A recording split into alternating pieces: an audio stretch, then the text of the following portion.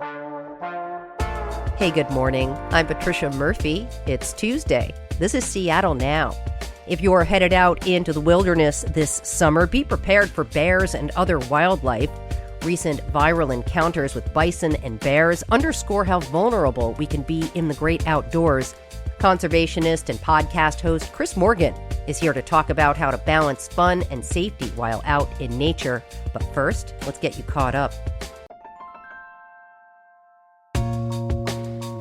Governor Bob Ferguson will be in Seattle this morning to kick off a campaign against Initiative 645. The initiative would repeal the so-called millionaires tax passed by the Washington state legislature earlier this year. The signature gathering campaign was backed by hedge fund founder Brian Haywood. He's funded multiple initiatives that have made it to Washington state ballots. The I-645 campaign submitted more than 500,000 signatures to the Secretary of State earlier this month. State Attorney General Nick Brown is leading a new multi-state lawsuit against the Trump administration. Washington and 14 other states are trying to stop the U.S. Department of Education from ending $1 billion in school-based mental health grants. Congress approved money after the deadly 2018 school shooting in Parkland, Florida. If the administration moves forward with the cuts, Washington state schools and universities stand to lose more than $20 million in grant funding.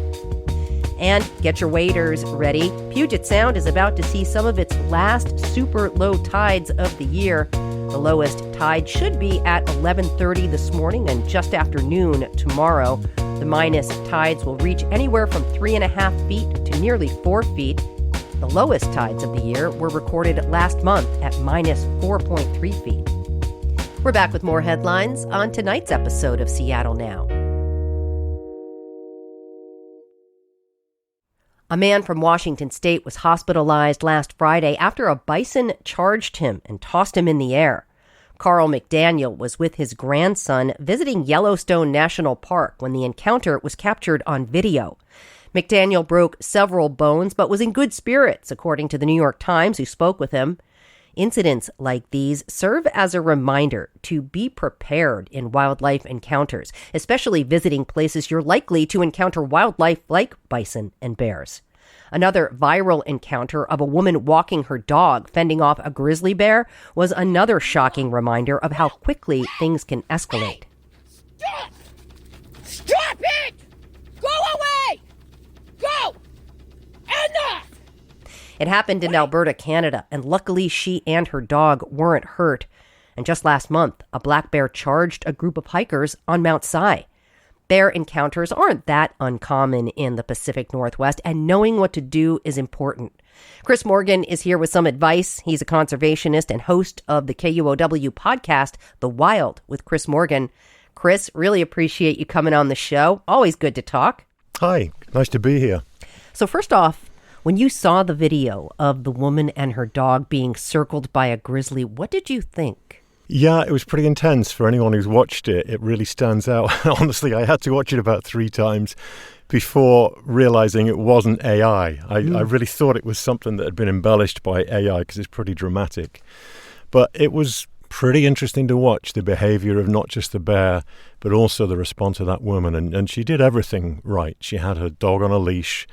That dog wouldn't have survived otherwise because that bear was really trying to get past her to that dog. And if it wasn't on a leash, the bear would have killed it. So she did everything right. And in that sort of situation, it was really evident that she had to sort of push that bear away, even though it was a grizzly bear. And this is a place where I worked. It's in Kananaskis country in the Canadian Rockies. And over 2 years, I hiked 2,000 miles tracking bears just like this one that were radio collared.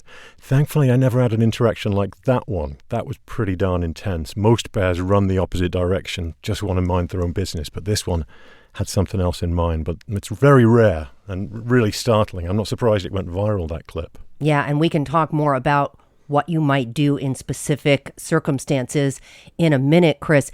It seems like we're hearing about more bear encounters, including that one on Mount Si in June. Are they actually happening more often? And if they are, why? Just to get some pretty crazy facts out of the way and some stats, there's about 1 million black bears in North America and about 55,000 grizzlies. Only 2,000 of those grizzlies are in the lower 48. We've got maybe a couple of dozen in Washington state, up in the northeast part of the state. So the numbers of bears are pretty healthy and have probably grown over this last 30 years, which is a great thing. That's conservation working. So there are more bears than there used to be. Not dramatically more, but they're doing better than they were, say, 20 or 30 years ago. But we've also got a lot more people in the backcountry as well. And that has just risen increasingly over this last few years. And so you just start to hear more of these stories, and more people are encountering bears because there are more people in the backcountry and slightly elevated numbers of bears.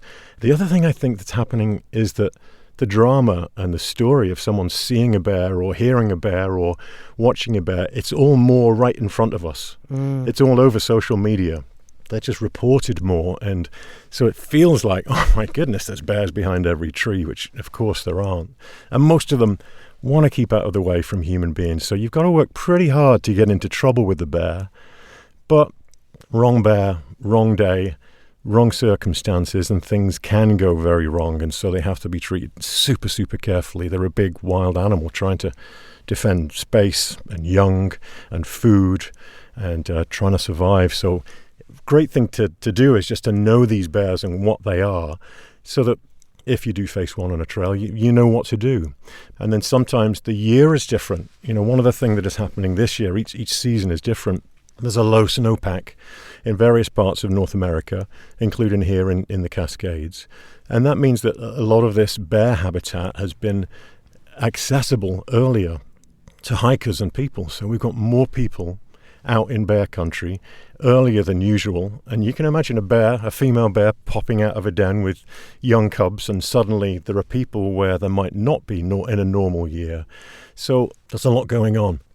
Let's talk about what to do if you're out in the woods and you encounter a black bear, which are commonly found here. What should you do? It depends on the circumstances, but there's a few baseline rules. First of all, you don't hike alone, generally, is a good rule, at dawn and dusk especially. Make noise when you're on a trail. Bears are just like us. They don't like to be surprised. So making noise lets them know you're approaching. Carry a bear spray, folks, and keep it accessible. Don't bury it in your backpack. Bear spray works. And I always say, the number of people I see on a trail that are not carrying a bear spray, and it always surprises me, because I always say, look, if you're not carrying it because you don't think you're going to run into a bear, which you might, but if you're not carrying it for that, carry it for cougars or rutting elk, or it's really good on weirdos, So carry that bear spray and know how to use it. Don't run from a bear. And then, as we saw from that clip in the Canadian Rockies, keep your dog on a leash. Dogs can lead to problems with bears. So a dog will often, if it's not on a leash, it'll run off and chase a bear, realize, oh my goodness, I'm in over my head here, and start chasing back towards the owner. So a dog can bring a bear quickly back to its owner if you don't have your dog on a leash. So it's tricky. Okay. And then another way, avoiding bears altogether, and learn about the sign that they leave behind. What does bear scat look like? What do their 5-toed tracks look like? What is that fur on the bark of a tree? It's a rub tree from a bear. What does their habitat look like? It's usually pretty lush and green, because that's pretty much 90% of what they eat is lush green vegetation. And just learning about how different bears are and some of their behavior patterns is a really good thing. Then when you're confronting a bear, you can look at it and go, oh, this bear looks pretty chilled and docile, versus, oh, this one's acting like I think a bear would be when it's acting aggressively. And they're all very different personalities, so keeping all of that in mind. We just talked about black bears. In my head, I have this thing that I have always remembered: black fight back, brown lay down. We have not talked about grizzlies yet. Is that an accurate mantra? I'm glad you remembered that, because it is very useful, but it's also a bit too specific. Black bears are generally not aggressive. Quite different to grizzlies. Grizzlies in certain circumstances can be quite aggressive. Black bears are a little bit different, but still a force to be reckoned with if you run into the wrong bear. Let's say you're walking down a trail, you encounter a bear, and it knows that you're there, and it starts to explore what you are and get closer and start to sort of push the limits and figure out where are you on the pecking order. That's when you should fight back, throw sticks, look tall. If you've got kids, a really good trick is to unzip their jackets and have them hold their jackets up high above their heads. Makes them look bigger than they are. The whole point is to look dominant to that black bear here in Washington State and just make sure that you look like you're more trouble than you're worth to that bear. And that's the case whether you've got a bear following you or a bear that has actually made contact with you, God forbid, which is so incredibly rare. Just to put it in perspective, we've had one human fatality from black bears in Washington State's history over the last 100 and something years. And so very, very rare, but just to know, look big. The reaction to a grizzly bear is different to the reaction that you would have for a black bear generally because of a couple of reasons. Grizzly bears usually attack when it's a sudden encounter situation where they're feeling pretty defensive. You know, you've walked around the bend of a trail or over the brow of a hill and there's a bear. You didn't know it was there. The grizzly bear didn't know you were there. You're both as surprised as each other. Statistically, that's when a grizzly bear would attack. And if it does, it usually would charge at you first. It might disappear in the opposite direction. Usually, you know, they don't want anything to do with that situation. That's the most common reaction from a grizzly. Occasionally, they might charge at you because what they're trying to say is, get out of my space. You're in my personal space. You need to leave. If the worst comes to the worst and that charging bear makes contact with you, that's when you should fall down and play dead. Clasp your fingers behind your neck and keep your pack on to protect your back. And just bury your face in the ground and stay as still as you can for as long as possible until that bear has left the area. Because if it still thinks that you are a threat, it might continue to attack, and that has happened. So that's very specific to a surprised, sudden encounter, usually grizzly bear in grizzly bear country. And we don't have many grizzly bears in Washington State, so you're more likely to run into a black bear. And a black bear here, that's when black fight back, that still stands. If you encounter a black bear that's being aggressive, it's usually exploring you as a food resource or a food source or, you know, something like that. And usually a younger bear. And so the best case there is to make yourself look big, dominant, stand on a rock or a log, throw things, shout, scream, teach your kids how to react to a bear like that, like they would with a cougar, and a whole different approach to playing dead with a grizzly, as you can see. So very different scenarios there, yeah. As I hear you talking, I'm hearing in my head, hey, bear. Hey, bear. Yeah, exactly. Yes, another great thing for people to practice before they hit the trail. Sing that, hey, bear, and make sure that those bears know that you're coming because they don't like surprises. It's easy logic, you know. They're very much like us in so many ways. I would imagine that being prepared before you head out into the woods can help you keep your wits about you in this situation. What should you remember before you head out into the forest? Start thinking about the key thing when you're at camp, if you're camping out in the backcountries, keeping a clean camp that's free from odors. Remembering bears can smell you and your food like literally from miles away. So, you know, tuna fish sandwiches, probably not the best choice.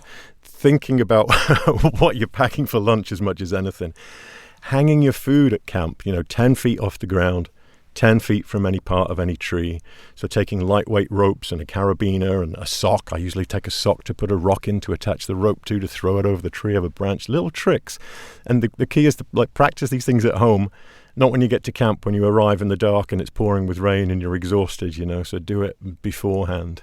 And then making sure when you're at camp, cooking your food away from where you're sleeping and hanging your food away from where you're sleeping, a couple of 100 feet apart if you can.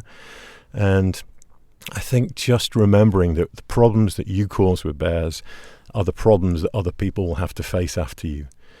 Don't burn your garbage in the fire pit. Bears will find that as soon as you've gone. And then the next person to camp there might have a bear thinking, oh, humans are a source of food. Because they quickly learn this stuff. They've had to, over millions of years of evolution, they've had to figure out opportunities and how to get calories quickly and how to get calories safely. And they do it like real experts. And so thinking like a bear is a cool part of the whole experience, It's a wonderful way to be in bear country. You know, you mentioned looking for scat, looking for bear prints. Should you just assume if you're out on the trails that you are in bear country if you're in Washington State? I think that's a good rule of thumb, yeah. I mean, look at Mount Si, look at other places that are accessible by a large portion of the population, very, very accessible places. There's forest near where I live in Bellingham here that is right on my doorstep. I could potentially have bears in my backyard. I feel very lucky to have that. But even just the local parks around here have bears routinely in them. Most of them want to avoid people completely. I was tracking one a couple of years ago just near my house here, and it was a great example of bear behavior. I was out on the trail, saw the bear, and being me, I wouldn't recommend this, but being me, I stuck around. I sort of followed at a safe distance. You know, I was about 50 yards away from this young black bear, and it started digging at the base of this tree stump, all this rotten tree wood, and it was eating hornets and the nest, which they do. And suddenly I stepped forward and I broke a twig, click, and the bear stopped, turned around, saw me, and just belted off in the opposite direction, just ran right away from me as fast as it could. That's the normal bear reaction to hearing or seeing people. And if you see something different to that, just be careful and know that that's a bear that's either doesn't care because it's become super habituated, meaning used to people, or it's a bear that might be wanting to cause trouble and look for an opportunity with you or your food, or you, in the worst case scenario, as food. Really rare, but just going in, knowing all of this, all the nuances. Yeah, it's why I can talk so much about bears, because the psychology of them fascinates me, and understanding them makes it something more special, being out in bear country. Before I let you go, if there is one thing you want people to take away from this conversation, to lock in their memory about bear encounters, what is it? Can I give you 7 things? No, I'm kidding. I know you can, Chris. I know you can. One thing, I think it would be make an effort to understand bears, because once you do, it opens up magical things when you're in bear country, and also keeps you safe. They are fascinating, powerful creatures.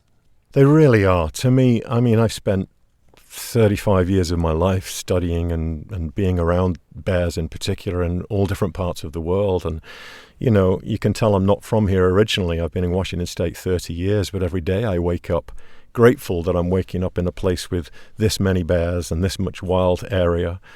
I feel very fortunate. We don't have that in England, where I'm from originally.